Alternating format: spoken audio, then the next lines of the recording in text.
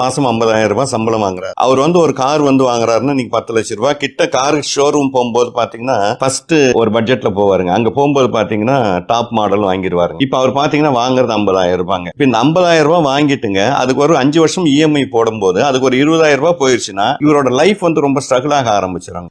நிறைய பேரை நான் பார்த்திருக்கேன். இன்னைக்கு வந்து நீங்க வந்து இந்த செகண்ட்ஸ் கார் எல்லாம் நிறைய ஷோரூம்ஸ் பாத்தீங்களா, அதுல பாத்தீங்கன்னா நிறைய வந்து பாத்தீங்கன்னா இஎம்ஐ கட்ட முடியாத கார்ஸ் அங்க நிறைய. அப்ப அந்த செகண்ட்ஸ் கார்ஸ் எல்லாம் இன்னைக்கு இறுதியில பாத்தீங்கன்னா 60% வந்துங்க இஎம்ஐ கட்ட முடியாம வந்த கார்ஸ் தாங்க அதுக்குள்ள இருக்கு. அப்ப என்ன ஆகுதுன்னா ஒரு வருஷம் இஎம்ஐ கட்டிட்டு அந்த காரை கட்ட முடியலன்ற ஒரு சூழல் வரும்போது இதை கொடுக்கும்போது அவர் கட்டின இஎம்ஐயும் வேஸ்டா போதா? கரெக்டா இல்லைங்களா? நான் என்ன சொல்றேன், எனக்கு கம்ஃபர்டபுளா இருக்குங்க, எனக்கு எந்த பிரச்சனையும் இல்லைங்க, அப்படின்றவங்க வாங்கிக்கலாங்க. பட் ஆனா வந்துங்க அடுத்தவங்க கார் வச்சிருக்காங்களே அந்த ஃபோர்ஸ்ல வாங்குறவங்களுக்கு வந்து இந்த சிஸ்டம் வந்து சரிபட்டு வராது. அப்ப அவங்க தான் என்ன பண்ணணும்னா, நான் வந்து மாசம் மாசம் ஒரு இஎம்ஐ கட்டுவேன் நீங்க முடிவு பண்ணீங்க, அந்த இஎம்ஐ சேவிங்ஸா கொண்டு வாங்க. ஒரு ஸ்டாக் மார்க்கெட்ல ஒன்னும் இல்லைங்க, இன்னைக்கு ஸ்டாக் மார்க்கெட்ல வந்து ஸ்டாக்கை செலக்ட் பண்றது ஒன்றும் பெரிய கஷ்டம் இல்லைங்க. எவ்வளவு ஸ்டாக்ஸ், கவர்மெண்ட் ஸ்டாக்ஸ் போங்க, மோனோபோலி எல்லாம் இருக்கு, ரயில்வே ஸ்டாக்ஸ் எல்லாம் இன்னைக்கு வந்து டபுள் ட்ரிபிள் ஆயிட்டு இருக்குங்க. கண்டிப்பா போய் தானே ஆகணும். இந்தியாவில வந்து பாத்தீங்கன்னா ரயில்வே வந்து பெரிய வளர்ச்சி ஆயிடுச்சுன்னு சொல்ல முடியாது. அந்த காலத்துல ஆங்கிலோ இந்தியன் போட்ட ட்ராக்ல இருந்தா இன்னும் கொஞ்சம் கொஞ்சமா மாடிஃபை ஆகி போயிடுது. இன்னும் புல்லட் ட்ரெயின் வரணுங்க, நிறைய விதமான விஷயங்கள் வந்து வரணும். அப்படி இருக்கும் போதுங்க கண்டிப்பா வந்து பாத்தீங்கன்னா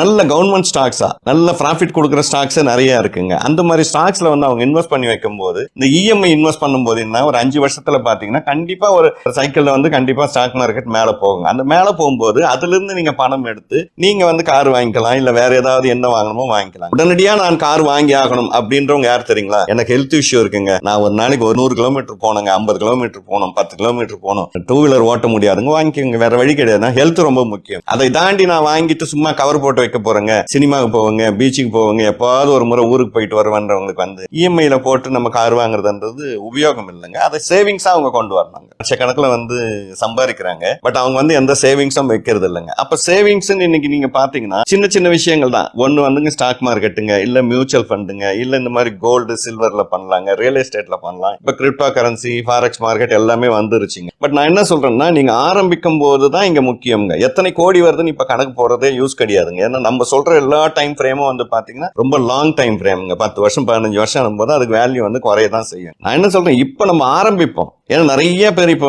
நானே பாக்குறேங்க, லட்சக்கணக்கில் சம்பளம் வாங்குறாங்க, ஆனா அவங்க கிட்ட பாத்தீங்கன்னா சேவிங்ஸ் இல்லை. அப்ப அவங்கள மாதிரி ஆட்கள் என்ன பண்ணணும்னா மாசம் 10,000 20,000 2,000 இந்த மாதிரி சேவிங்ஸ் ஸ்கீம் உள்ள போகும்போது என்னன்னா அது வளர வளர வளர இவங்களுக்கு ஒரு சந்தோஷத்தை கொடுத்துக்கிட்டே இருக்கும். அது ஒரு ஸ்டேஜ்ல வந்து வளரும். அது அப்படிதான் நம்ம மைண்ட் செட் பண்ண முடியும். இப்ப சொல்றதெல்லாம் எக்ஸல் ஷீட் தாங்க. இப்ப நானே சில விஷயம் சொல்றேன். 1980 வந்து ஒரு ஸ்டாக் மார்க்கெட் வந்து இவ்வளவு இன்வெஸ்ட் பண்ணிருந்தா இத்தனை ஆயிரம் கோடி கிடைச்சு, இதெல்லாம் எக்ஸல் ஷீட் தாங்க. புரியுதுங்களா? இதை வந்து ஃபுல்லா அனுபவிச்சிங்க யாருன்னா அந்த ப்ரமோட்டர்ஸ் தான் அதை அனுபவிச்சிருப்பாங்களே, ஒரு இண்டிவிஜுவல் பர்சன் வந்து அதை அனுபவிச்சிருக்க வாய்ப்பு கிடையாது. அதே மாதிரிதான் இங்க வந்து எனக்கு சேவிங்ஸே இல்லைன்னாலும் நீங்க 5 வருஷம் கழிச்சு நீங்க எந்த நிலையில் நிக்கிறீங்களோ அதே நிலையில தான் நிப்பீங்க. அப்போ இன்னைக்கு நம்ம சேமிக்க ஆரம்பிச்சிட்டோம்னா ஒரு 5 வருஷம் கழிச்சு பாத்தீங்கன்னா கையில இருக்கிற பணம் வந்து உங்களுக்கு ஒரு சப்போர்ட்டா இருக்கும். அதுதான் மெயினுங்க. அதனால வந்து அந்த கணக்குகளுக்குள்ளே இந்த கணக்கெல்லாம் நிஜம் தான், அதுல எந்த மாற்று கருத்தும் இல்லை. இப்ப நம்ம போடுற பணம் வந்துங்க 10 வருஷத்துல 1 கோடி ஆயிடும், 4 கோடி ஆயிடும்ன்றதெல்லாம் உண்மைதான். பட் அதை மைண்ட்லயே செட் பண்ண வேண்டாம்ன்றாங்க ஒரு மிடில் கிளாஸ்ல இருக்கிறவங்க. ஏன்னா அன்னைக்கு 4 கோடிக்கு வேல்யூ இருக்குமான்னா இருக்கிறதுக்கு உண்டான வாய்ப்பு இல்லை. ஆனால் இன்னைக்குல இருந்து சேமிக்க ஆரம்பிக்கணும்ன்றது தான் இதோட முக்கிய புள்ளியா இருக்கு.